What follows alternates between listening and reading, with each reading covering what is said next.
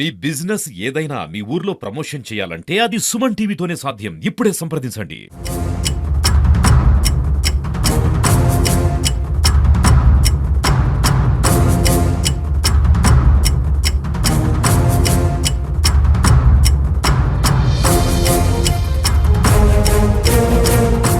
ఈ నెల 18వ తేదీ ఉదయం టంగుటూరులో హెచ్డిఎఫ్సి బ్యాంకులో సెక్యూరిటీ గార్డుగా పనిచేస్తున్నటువంటి వెంకటరమణయ్య అనే అతను తను అద్దెకుంటున్నటువంటి ఇంట్లోనే తలకు రక్తగాయాలతో చనిపోయి ఉండటం జరిగింది.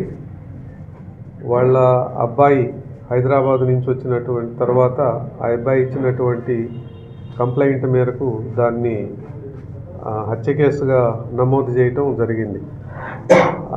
18వ తేదీ మనకు విజయవాడ నుంచి ఎఫ్ఎస్ఎల్ టీము, ఒంగోలు నుంచి క్లూస్ టీము రావటం జరిగింది. ఫింగర్ ప్రింట్స్ యూనిట్ వాళ్ళు ఫింగర్ ప్రింట్స్ కలెక్ట్ చేయటం జరిగింది.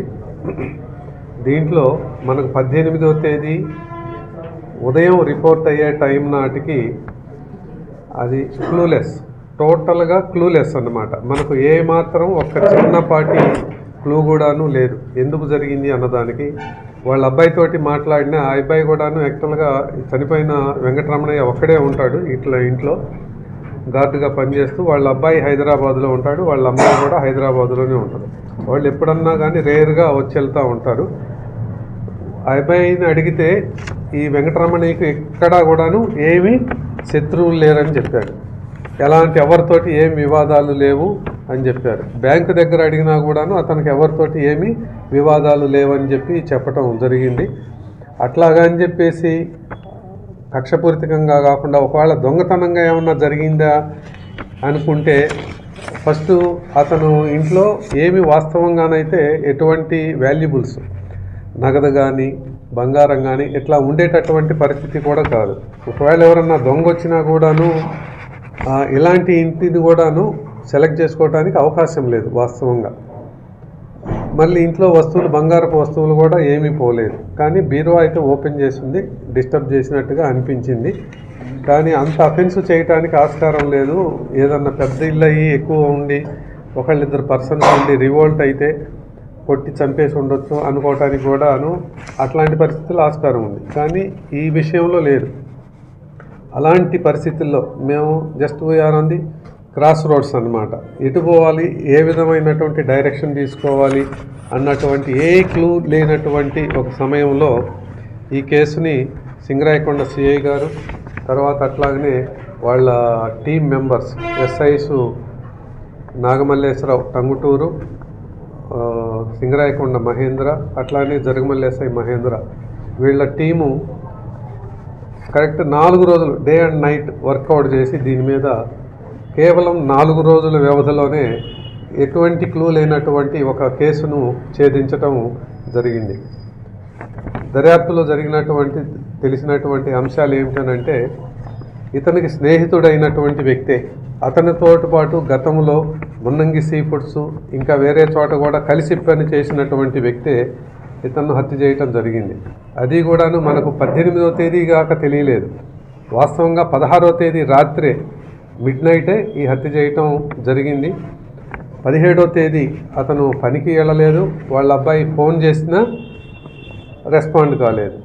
ఆ 17వ తేదీ వాళ్ళ ఫ్రెండ్స్కి ఫోన్ చేసి ఈ చనిపోయినట్టు రమణయ్య వాళ్ళ అబ్బాయి ఫోన్ చేసి చెప్తే ఫ్రెండ్స్ వచ్చి చూసే అంతవరకు బాహ్య ప్రపంచానికి అతను హత్య జరిగినటువంటి విషయం తెలియలేదు. 16వ తేదీ ఇతను చేయటానికి కారణం ఏంటంటే చేసినటువంటి వ్యక్తి తాత ఏడుకొండలు. అతను వచ్చేసి యాక్చువల్గా చాకిచెర్ల గ్రామం. ఇంతకుముందు ఇతనితో పాటు మున్నంగి సీ ఫుడ్స్లో కలిసి పనిచేశాడు. ప్రజెంటు విజయవాడలో ర్యాపిడోకి వెళ్తూ ఉన్నాడు. ఈ చనిపోయినటువంటి రమణయ్య అతనికి కొంత అమౌంట్ డ్యూ ఉంది, అది ఇవ్వలేకపోయాడు. అది ఒక కారణం. తర్వాత హత్య చేసినటువంటి ఏడుకొండలు చాలా హార్డ్షిప్ ఫేస్ చేస్తూ ఉన్నాడు. అంటే టోటల్గా ఆల్మోస్ట్ బ్యాంక్రప్ట్ అయ్యాడు. సర్వైవల్కి కష్టమైనటువంటి పరిస్థితి. చిన్నపాటి అమౌంట్ దొరికినా చాలే అనుకున్నటువంటి సందర్భంలో వీటన్నిటినీ కొన్నాళ్ల పాటు అయినా తనకు సర్వైవల్ కావాలి అని చెప్పేసి ఇతనితోటి స్నేహంగా ఉంటూనే కేవలం అతని చేతికి ఉన్నటువంటి ఒక్క ఉంగరం కోసం ఇతన్ను హత్య చేయటం జరిగింది. 15వ తేదీ ప్రయత్నం చేశాడు. 15వ తేదీ ఇతను చనిపోయిన మృతుడు రమణయ్యతోటి పాటు వచ్చి అతని రూమ్లోనే పండుకున్నాడు. ఆ రోజు రాత్రి ప్రయత్నం చేశాడు. కొంత ధైర్యం చాలక ఆ రోజు ఆగిపోయాడు. 16వ తేదీ కూడా వద్దాం అనుకున్నాడు. కానీ ఫోన్ చేసేటప్పటికి రమణయ్య తెలిసిన వాళ్ళు వచ్చారు, రేపు మధ్యాహ్నం దాకా ఉంటారు అనేటప్పటికీ ఆ రోజు కూడాను మానుకున్నాడు, రాలేదు. 15 ప్రయత్నం చేశాడు, కాలేదు.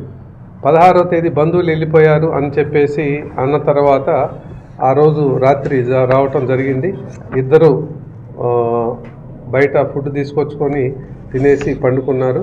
మిడ్ నైట్ లేచిన సందర్భంలో తన రమణయ్య నిద్రపోతున్నటువంటి సమయంలో ఒంగోలులో కొనుక్కొచ్చుకున్నటువంటి ఒక గొడ్డలితోటి అతని తల మీద బాది చంపటం జరిగింది. అట్లానే ఇంట్లో ఉన్నటువంటి ఒక చాకును కూడాను ఉపయోగించేసి గొంతు మీద పడవటం జరిగింది.